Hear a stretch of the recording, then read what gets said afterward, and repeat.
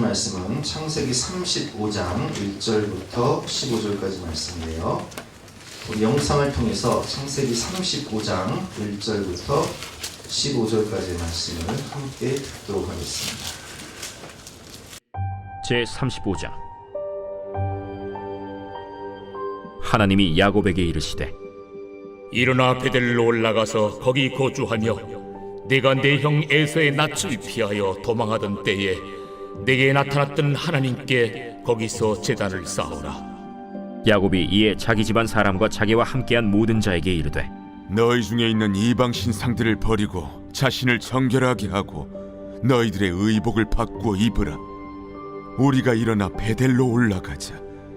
내 환난 날에 내게 응답하시며 내가 가는 길에서 나와 함께하신 하나님께 내가 거기서 제단을 쌓으려 하노라. 그들이 자기 손에 있는 모든 이방 신상들과 자기 귀에 있는 귀고리들을 야곱에게 주는지라. 야곱이 그것들을 세겜 근처 상수리나무 아래에 묻고 그들이 떠났으나 하나님이 그 사면 고울들로 크게 두려워하게 하셨으므로 야곱의 아들들을 추격하는 자가 없었더라. 야곱과 그와 함께한 모든 사람이 가나안 땅 루스 곧 베델에 이르고 그가 거기서 제단을 쌓고 그곳을 엘베델이라 불렀으니 이는 그의 형의 낯을 피할 때 하나님이 거기서 그에게 나타나셨습니다. 리브가의 유모 드보라가 죽음에 그를 베델 아래에 있는 상수리나무 밑에 장사하고 그 나무 이름을 알론바굿이라 불렀더라.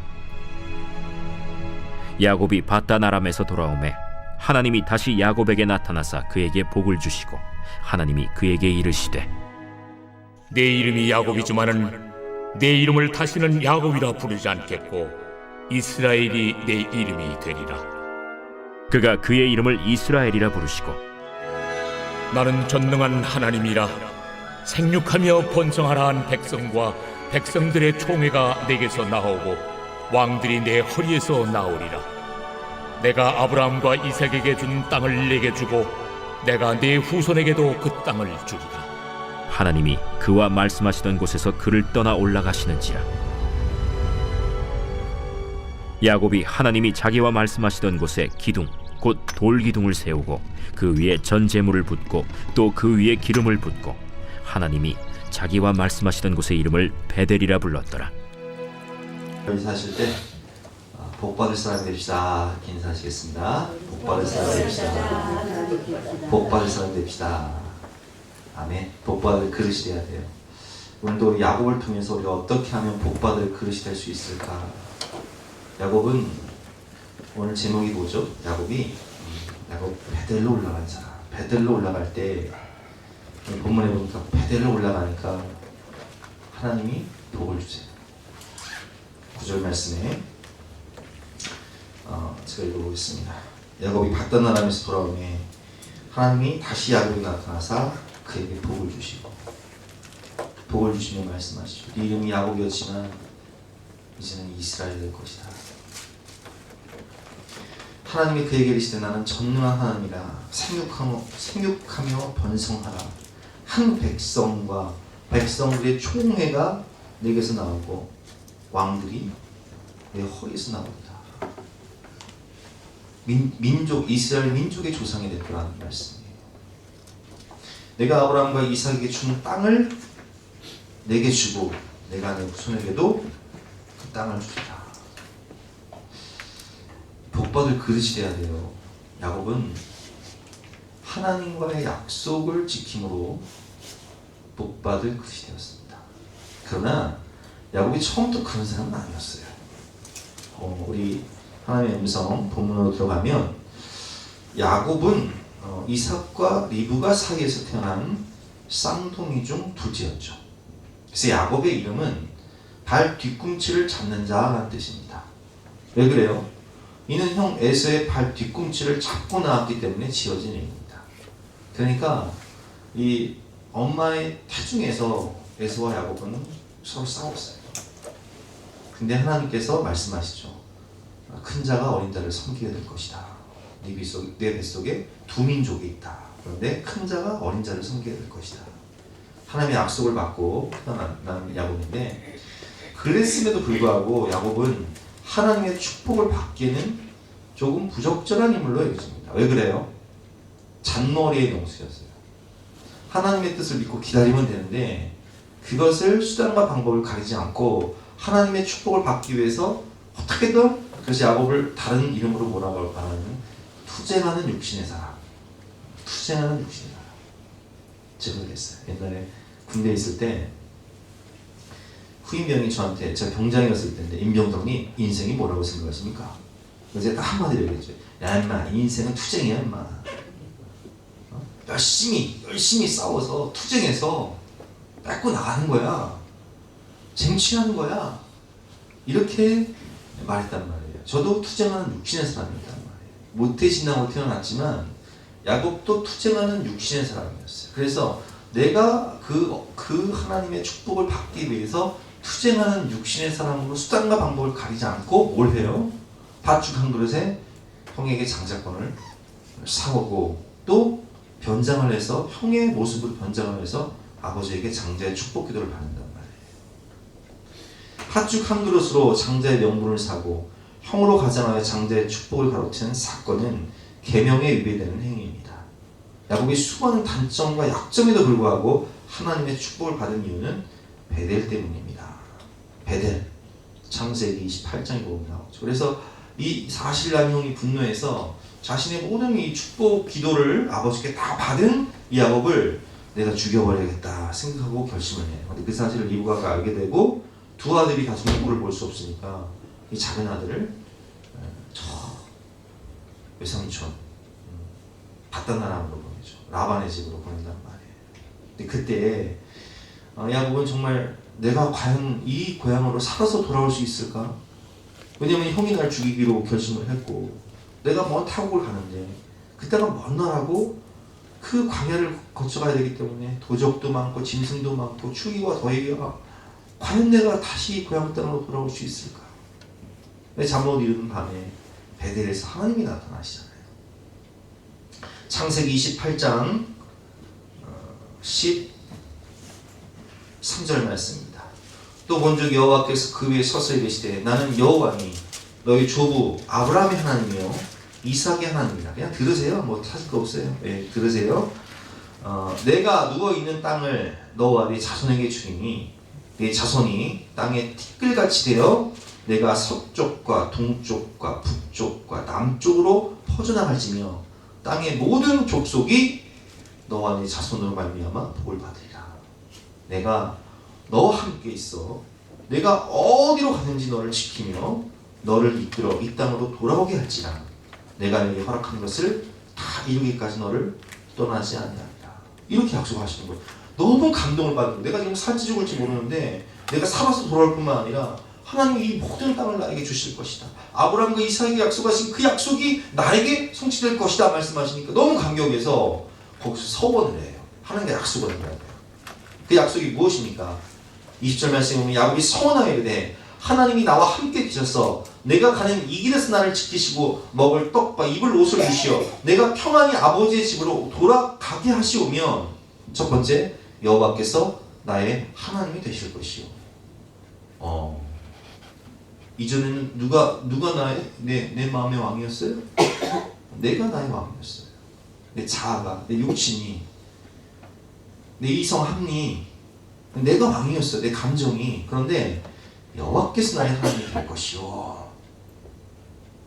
두 번째, 내가 기둥으로 세운 이 돌이 하나님의 집이 될 것이요. 그래서 제단을 쌓고 예배드리는 삶을 살겠습니다. 늘 예배드리는 삶. 하나님을 나의 왕으로 모시고 예배드리며 살겠습니다. 그러니까 우리 창세기 11장과 12장의 차이가 뭐예요? 11장은 바벨탑 사건, 인본주의. 근데 12장은 믿음의 조상 아브라함, 특징이 뭐예요? 어디를 가든지 제단을 쌓고 예배를 드리고 순종하는 삶이잖아요. 그 아브라함의 신앙을 유산을 이어받는 거예요. 세 번째, 내게 주신 모든 것에서 10분의 1을 내가 반드시 하나님께 드리겠나이다. 그러니까 11조를 서원해요. 11조 중심이 이동이잖아요. 10개 중에 1개를 드리는 것이 아니라 내 삶의 엑기스를 하나님께 드린다는 의미잖아요. 그래서 이 서원을 하고 갑니다. 그리고 하나님께 축복을 받아요. 그래서 거부가 되어 돌아오는데 베델은 야곱의 인생 고비마다 등장합니다. 장자의 축복을 빼앗고 하란으로 도망갈 때 하나님께서는 외로운 광야에서 야곱을 만나셨습니다. 약속은 원대했지만 현실은 초라했습니다. 그러나 야곱은 루스라 불리던 곳에 돌로 기둥을 세운 뒤 기름을 부어 그 장소를 베델이라 명명합니다. 그리고 어쩌면 치열한 인생을 살다 하나님을 잊어버릴 즈음 외삼촌 라반이 재산을 뺏으려고 할 때 두 번째 베델이 등장합니다. 하나님께서는 야곱에게 에서가 있는 고향으로 돌아가라 말씀하셨고, 야곱은 고향으로 향하던 길에 어떤 사람과 말이 새도록 시임을 하게 됩니다. 하나님의 천사와 시임을 하잖아요.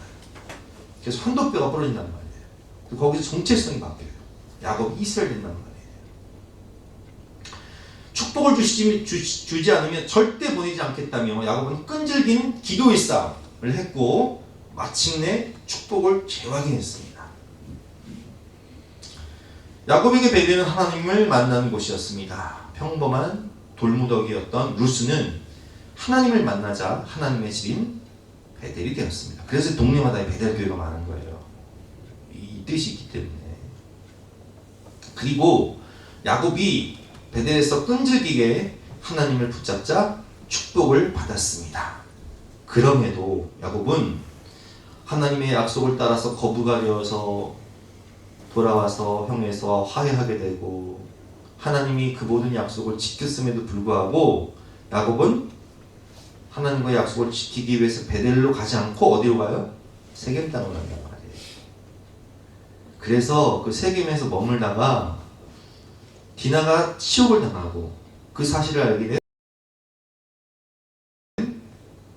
시몬과 레위가 이를 복수하기 위해서 세겜 사람들을 모살시키잖아요. 그래서 그 사실을 안 그 민족들이 이제 야곱의 족속, 야곱의 12아들을 치게 되면 다 죽게 생긴 거예요. 나만 죽게 생긴 것이 아니라 가족들 다 죽게 생긴 거예요. 모든 재산을 다 잃게 된 거예요. 이제 몰살당할 위기에 있는 거예요. 그래서 오늘 본문을 보면 본문의 내용이 뭐예요? 죽을 위기가 되니까 뭐가 생각이 나요? 하나님의 생각이 나. 하나님과 약속을 지키기 위해서 회개하고 베델로 올라갑니다. 이때 하나님은 다시 야곱에게 베델로 올라오라 말씀하시죠. 약속 지키라는 거예요. 야곱은 환난 날에 응답하셨던 하나님을 기억합니다. 삶의 위기 앞에서 야곱은 다시 베델로 올라갈 준비를 합니다. 그래서 베델로 올라가서 오늘 본문을 보니까 베델로 올라가서 하나님의 약속을 지킵니다. 그러니까 오늘 삶으로 들어가기를 보면, 하나님의 음성은 삶으로 들어가기를 보면 하나님의 축복은 거저오지 않습니다. 그가 하나님과의 약속을 지키고 베델로 올라가서 제단을 쌓을 때 하나님이 오늘 본문에 뭐라고 말씀하시죠? 다시 한번 제가 읽어드리겠습니다. 오늘 본문 9절부터 12절 말씀. 야곱이 밧단-아람에서 돌아오매 하나님이 다시 야곱에게 나타나 그들에게 복을 주시고 하나님이 그에게 이르시되 내 이름이 야곱이지만은 내 이름을 다시는 야곱이라 부르지 않겠고 이스라엘이 내 이름이 되리라. 민족의 시조가 된다는 거예요. 그가 그의 이름을 이스라엘이라 부르시고 하나님이 그에게 이르시되 나는 전능한 하나님이라 생육하며 번성하라. 한 백성과 백성들의 총회가 내게서 나오고 왕들이 내 허리에서 나오리라. 너는 민족의 시조가 될 것이고 네 후손들은 왕족이 될 것이다. 그리고 그 후손으로 예수님이 태어나시죠. 내가 아브라함과 이삭에게 준 땅을 내게 주고 내가 후손에게도 그 땅을 주리라. 이 축복을 받아요. 여러분, 축복은 거저오지 않습니다. 복받을 그릇이 되어야 됩니다. 약속 받은 자로서 하나님과의 온전한 관계 회복이 돼야 돼요. 이건 하나님의 음성이랑 없는 글인데 제가 이렇게 넣었어요. 하나님과의 관계가 회복되어야 축복을 받습니다. 여러분 생각해 보세요. 세상에 많은 사람들이 있단 말이에요. 많은 모순마들이 있어. 중학생 모순마도 있다고요. 근데 임성민이가 임진우 집사 아들로 태어났어요. 아버지와 아들의 관계가 됐어요. 근데 관계가 아버지와 아들의 관계이기 때문에 임 집사님이 돈 열심히 벌어가지고 학원비 되는 거예요. 나중에 유산 물려주는 거예요. 아무나 물려주는 게 아니에요. 관계가 중요한 거예요. 우리가 하나님과의 관계가 회복이 돼야지. 아무 관계가 없으면 무슨 축복을 받겠어요? 하나님이 우리의 아버지가 되시고, 그리고 우리는 하나님과의 관계 속에서 자녀가 되어야 되고, 그리고 하나님과 우리 사이에 권리적 관계가 없어야 돼요. 관계 회복. 야곱에게는 이 회복의 장소가 바로 베델이었습니다.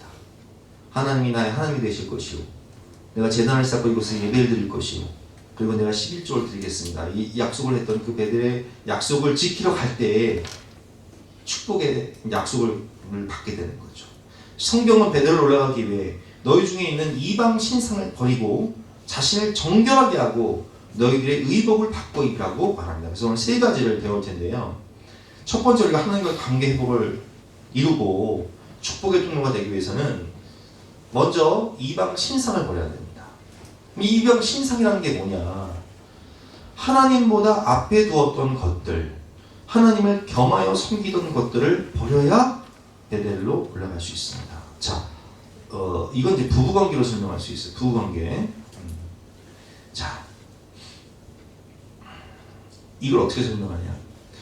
모이 집사님이 본토 친척 아버지를 다 버리고 오직 사랑만 가지고 이제 임비사님 결혼한 거예요.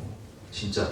그래서 돈 보고 결혼하는 게 아니에요. 이 양반이 처음에 얼마나 그지였냐면은 구리시고 월세 얼마냐고 처음에 시작할 때 25. 신혼살림도 없어서 구리시 월세 25만 원짜리 단칸방과 아궁이 있는 그 단칸방에 살았다. 개털. 진짜 사랑만 보고. 근데 모입사님하고 임사님 관계 속에서 그러진 않지만, 아니 모입사님보다 더 사랑하는 여자가 있어. 그러면 모입사님 마음이 어때요? 찢어지는 거야. 찢어져. 그게 우상이에요. 그게 우상. 하나님과 우리 사이에, 하나님은 우리에게 뭘 주셨어요? 하나님이 세상을 미처럼 사랑하사 독생자 주셨다. 근데 내가 하나님보다 더 사랑하고 내가 더 의지한 그것이 무엇이냐? 그것이 우상이에요. 그 이방신상이에요. 근데 이제 이제 4명의 부인을 데리고 올 때 라헬이 뭘 갖고 와요? 드라빔을 갖고 온단 말이에요. 드라빔. 가족이 우상을 갖고 온단, 우상단체를 갖고 온단 말이에요. 이스라엘 백성들이 왜 멸망해요? 이스라엘 백성들은 하나님을 안 사랑한 건 아니에요. 안 사랑한 건 아니에요. 근데 하나님도 사랑하고 바알과 아세라도 사랑해. 물질과 쾌락도 사랑해. 세상도 사랑해. 그래서 엘리야 선지자가 뭐라고 하냐면, 너희가 어느 때까지 두 사이에서 머뭇머뭇하겠느냐. 하나님 섬기고 바알과 아세라가 하나님 그쪽 가버려라. 양등간에 결단을 내라는 거죠. 근데 백성들이 꿀먹은 벙어리처럼 아무 말도 못해요. 왜? 나는 하나님도 사랑해요. 근데 세상도 사랑하고요, 쾌락도 사랑해요. 난 이 죄를 버릴 수 없어요. 양다리 신앙. 그래서 여러분, 이 우상이라는 것이요, 뭐냐? 본문에 뭐라고 나와 있죠? 하나님보다 앞에 두었던 것들, 하나님을 겸하여 섬기던 것들을 버려야 하나님과의 관계가 회복될 수 있는 거예요. 베델로 올라갈 수 있는 거예요. 우상들을 부셔버리지 않으면 미련이 남을 수밖에 없습니다. 하나님 외에 나도 모르게 의지하는 것이 있다면 그것 때문에 얽매이게 될 것입니다. 우리는 하나님을 의지해야 합니다. 하나님의 백성에게 가장 무서운 것은 타협이라는 거예요. 그래서 예레미야 선지자는요, 예레미야 17장 5절부터 이렇게 아주 분명히 우리에게 경고를 하고 있습니다. 한번 교독해 보겠습니다. 여호와께서 이와 같이 말씀하시니라. 무릇 사람을 믿으며 육신으로 그의 힘을 삼고 마음이 여호와에게서 떠난 그 사람은 저주를 받을 것이라. 6절 시작.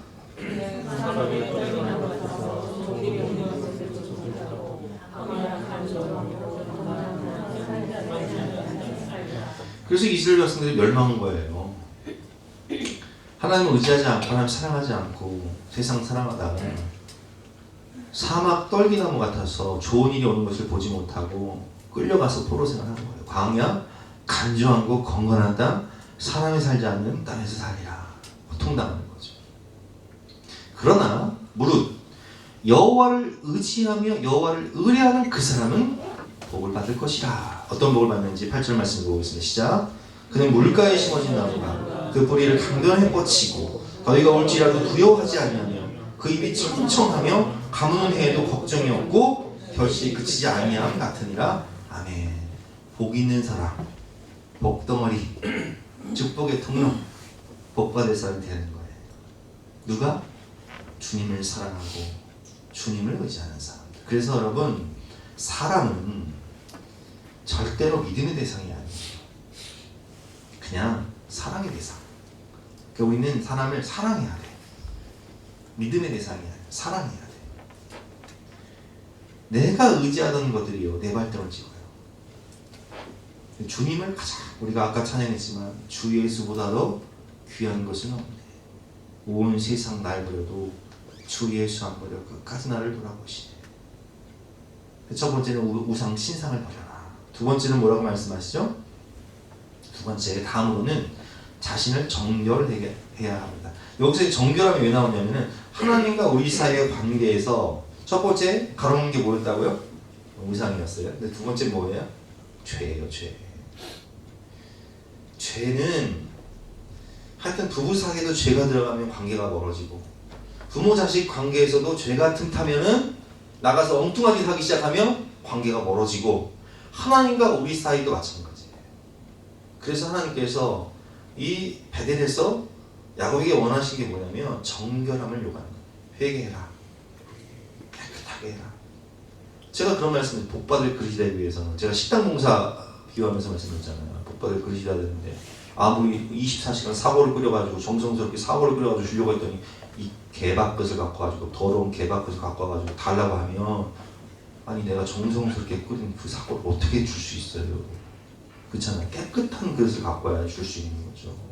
그렇지 않습니까? 그래서 하나님께서 요구하는 정결함이, 정결함은 온전함이 아닙니다.